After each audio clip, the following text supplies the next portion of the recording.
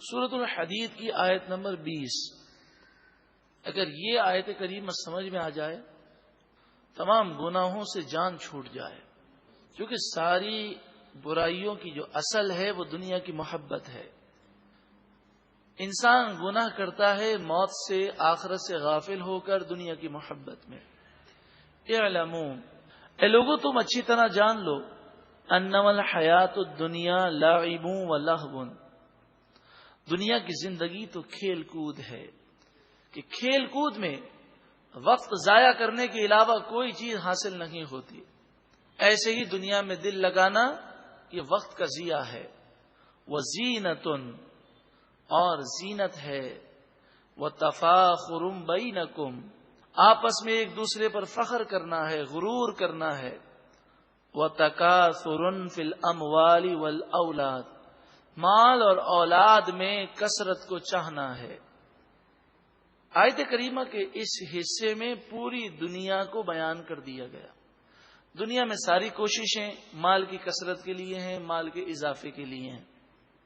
انسان سب کچھ کرتا ہے اولاد کے لیے، اور اکثر لوگ جو دنیاوی شوکت اور شان کو دکھاتے ہیں، اس میں مقصود فخر کرنا ہے، دکھلاوا کرنا ہے، غرور کرنا ہے، اور یہ دنیا کو زینت قرار دیا گیا کہ در حقیقت یہ گندگی کا ڈھیر ہے۔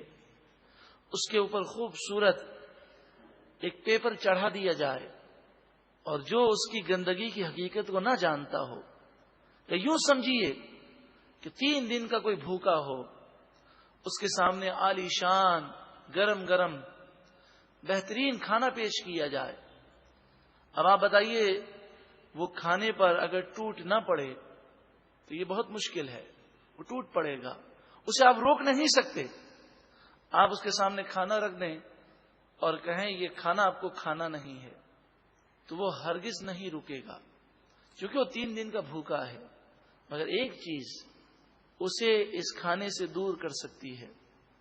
اگر کوئی آ کر اسے یہ بتا دے کہ اس کھانے میں زہر ملا ہوا ہے، تو جب نقصان کا علم ہوگا تو چاہے کتنا بھی بھوکا ہو، اب کھانے سے اسے گھن اور نفرت آئے گی، کیونکہ انسان یہ سوچے گا کہ بھوک ٹھیک ہے، لیکن زہر آلود کھانا کھا کر دنیا سے جانا یہ تو بے وقوفی ہے، میں تو مر جاؤں گا۔ تو اسی طرح دنیا کی حقیقت ہم سمجھ جائیں کہ دنیا ہمارے لیے زہر ہے، یہ گناہ ہمارے لیے زہر ہے۔ اگر اس کی حقیقت سمجھ جائیں تو پھر گناہوں میں کوئی لذت حاصل ہو ہی نہیں سکتی۔ چلے زہر تو دور کی بات ہے، کتنی بھوک لگی ہو، کوئی کان میں آ کر یہ کہہ دے کہ میں نے کسی کو اس کھانے میں تھوکتے ہوئے دیکھا ہے اور اپنا تھوک ملایا اس نے، تو چاہے ہمیں اس کی بات پر یقین آئے کہ نہ آئے، ہم اس کی بات سنتے ہی گھن کی وجہ سے کھانے کے قریب نہیں جائیں گے۔ تو کتنی پیاری مثال بزرگان دین نے دی کہ بے حیائی کا ماحول ہے، نظر ادھر ادھر اٹھ رہی ہے، لیکن اس نظر کے اٹھانے پر جو نقصانات ہیں اگر بندہ وہ سمجھ جائے تو کبھی اسے بد نگاہی میں لذت محسوس نہ ہو۔ دنیا کی مثال ایسے ہے، کمثل غیث، جیسے بارش کی مثال۔ جب بارش برستی ہے، فصلیں تیار ہوتی ہیں، اعجب الکفار نباتہ، اس بارش سے جو پیداوار ہوتی ہے یہ کسانوں کو بہت اچھی لگتی ہے، بہت زیادہ تعجب میں ڈالتی ہے، کسان اس سے بڑے خوش ہوتے ہیں۔ ثم یہیج، پھر وہ فصل کسی آفت کی وجہ سے، آندھی کی وجہ سے یا کسی بیماری آنے کی وجہ سے سوکھ جاتی ہے۔ فتراہ مصفرا، پھر تم اسے پیلا دیکھتے ہو کہ جیسے سوکھ کر وہ پودے پیلے پڑ جاتے ہیں، زرد ہو جاتے ہیں، یلو کلر اختیار کر لیتے ہیں، بیکار ہو جاتے ہیں۔ ثم یکون حطاما، پھر وہ کھیتی ریزہ ریزہ ہو جاتی ہے۔ اسی طرح دنیا میں پیدائش سے لے کر جوانی تک یا بڑھاپے تک محنتیں کر کر کے ہم نے اپنی کھیتی تیار کی، دنیا کی کھیتی. اس دنیا کو آخرت کی کھیتی نہ بنایا، دنیا کو دنیا کے حصول کا ذریعہ بنایا. اب یہ کھیتی تیار ہو گئی، مگر انسان بیماری میں سوکھ جاتا ہے، پھر وہ پیلا پڑ کر دنیا سے رخصت ہو جاتا ہے، پھر قبر میں وہ ریزہ ریزہ ہو جاتا ہے. یہ دنیا کا مال اسے کچھ کام نہیں آتا. یہ دنیا کی مثال ہے. وَفِي الْآخِرَةِ عَذَابٌ شَدِيدٌ، اور آخرت کی زندگی میں اس کے لیے شدید عذاب ہے، اس شخص کے لیے جس نے دنیا کو آخرت کی کھیتی نہ بنایا. وَمَغْفِرَةٌ مِّنَ اللَّهِ وَرِضْوَانٌ، اور اللہ کی طرف سے مغفرت اور رضامندی اس شخص کے لیے جس نے دنیا سے اپنی آخرت کا حصہ حاصل کیا.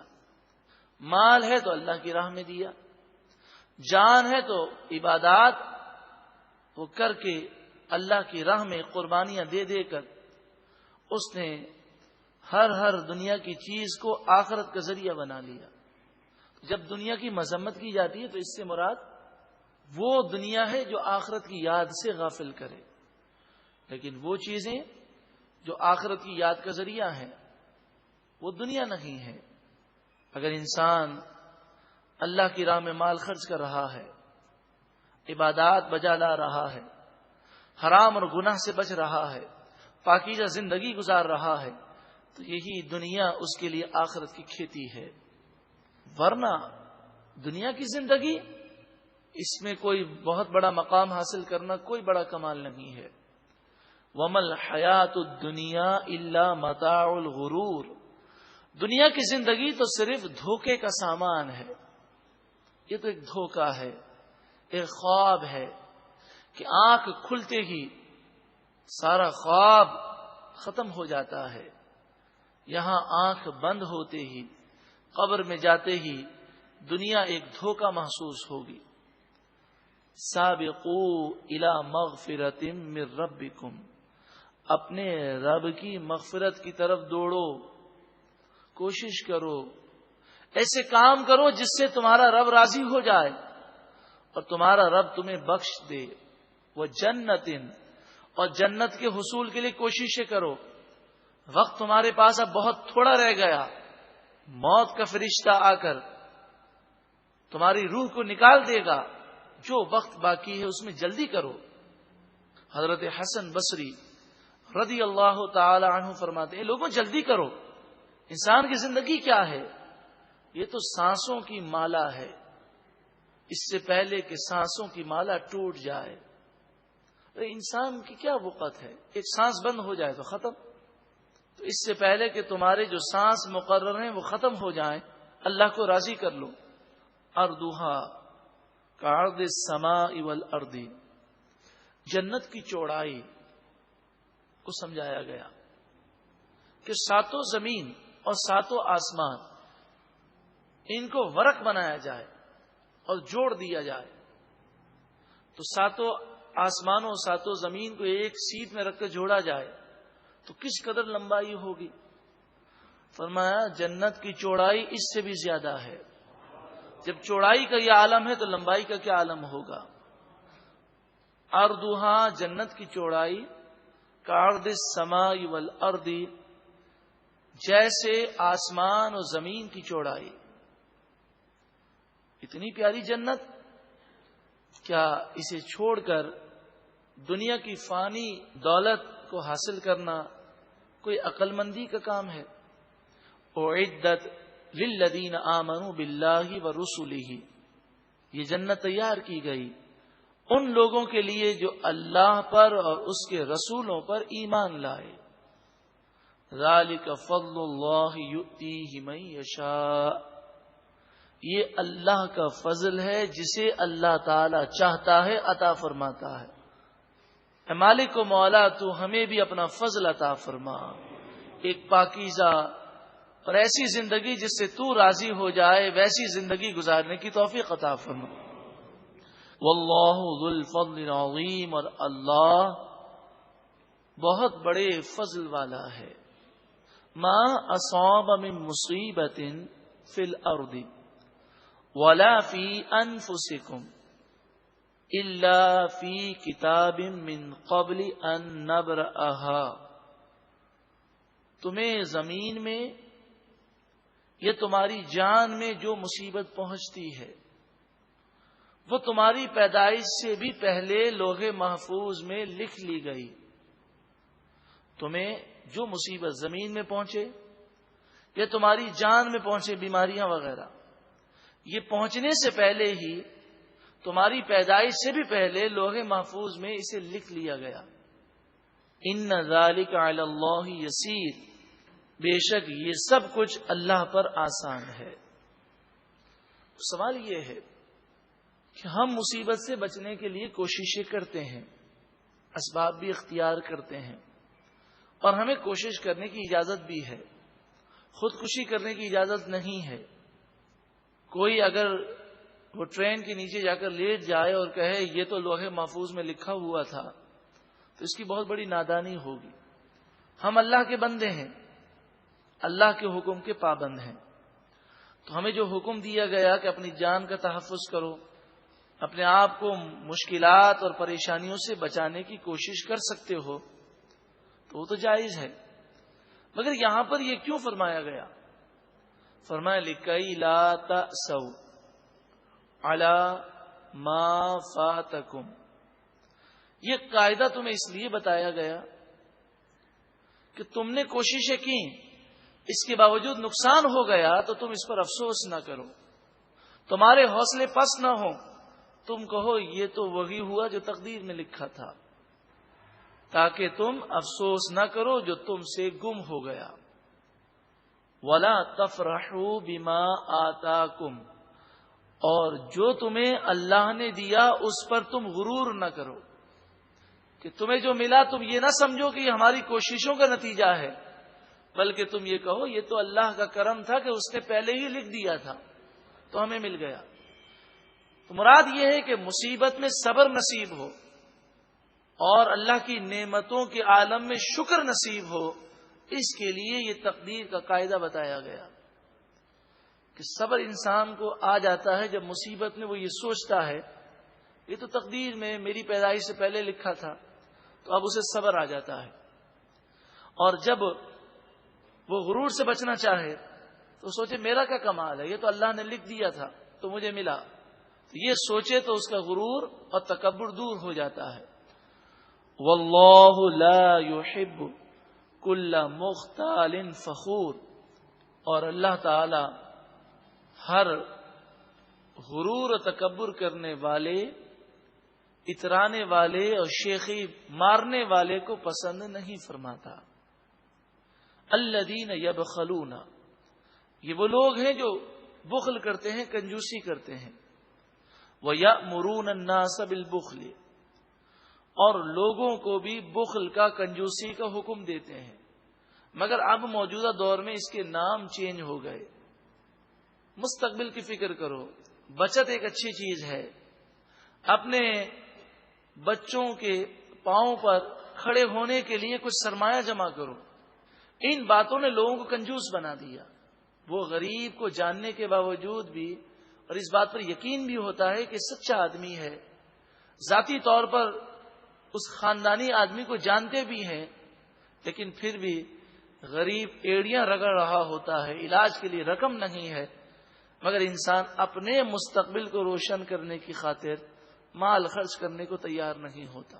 تو اب جدید دور میں برائیوں کو اچھا نام دے دیا گیا، جیسے بے حیائی، فحاشی اور یعنی کو آزادی کا نام دے دیا گیا، حقوق نسواں کا نام دے دیا گیا۔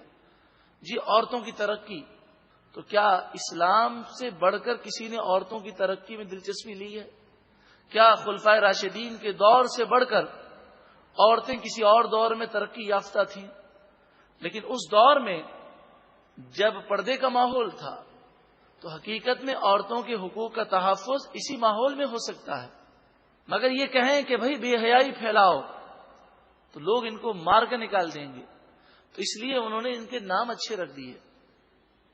کوئی زہر دینے والا یہ نہیں کہتا میں آپ کو زہر دے رہا ہوں، بلکہ وہ تو آپ کو زہر دے گا تو یہ کہہ کر دے گا کہ اس کے کھانے سے تو آپ کو بڑی قوت حاصل ہوگی، وہ تو اسے لذیذ کھانا بنا کر پیش کرے گا. وَيَأْمُرُونَ النَّاسَ بِالْبُخْلِ, لوگوں کو بھی بخل کا وہ سبق سکھاتے ہیں. اب آپ سوچیں, جب بخل بری چیز ہے تو وہ لوگوں کو بخل کا حکم ڈائریکٹ تو نہیں دیتے ہوں گے, اسی طرح دیتے ہوں گے کہ بھائی ٹھیک ہے غریب کی مدد کرنی چاہیے مگر اپنا مستقبل بھی تو دیکھو. وَمَن يَتَوَلَّى, اور جو کوئی منہ پھیرے, جو کوئی ہدایت کی طرف نہ آئے, فَإِنَّ اللَّهَ هُوَ الْغَنِيُّ الْحَمِيدُ, پس بے شک اللہ تعالی غنی ہے, حمید ہے, وہ کسی کا محتاج نہیں ہے, ساری کائنات اس کی محتاج ہے. حمید ہے, ہر تعریف ہر خوبی کا وہی مستحق ہے. زمین و آسمان کی مخلوقات اس کی عبادت اور اس کی تعریف میں مشغول ہیں. لَقَدْ أَرْسَلْنَا رُسُلَنَا بِالْبَيِّنَاتِ, بے شک ہم نے اپنے رسولوں کو دلیلوں کے ساتھ بھیجا. وَأَنزَلْنَا مَعَهُمُ الْكِتَابَ وَالْمِيزَانَ, اور ان کے ساتھ کتاب اور عدل کی ترازو اتاری. لِيَقُومَ النَّاسُ بِالْقِسْطِ, کہ لوگ انصاف پر قائم ہوں. وَأَنزَلْنَا الْحَدِيدَ فِيهِ بَأْسٌ شَدِيدٌ, اور ہم نے اس زمین میں لوہا اتارا جس میں بہت سختی ہے. لوہا, حدید, آج دنیا کے اندر بھی جس قدر سائنس ترقی کرتی جا رہی ہے اس کی اہمیت میں اضافہ ہوتا جا رہا ہے.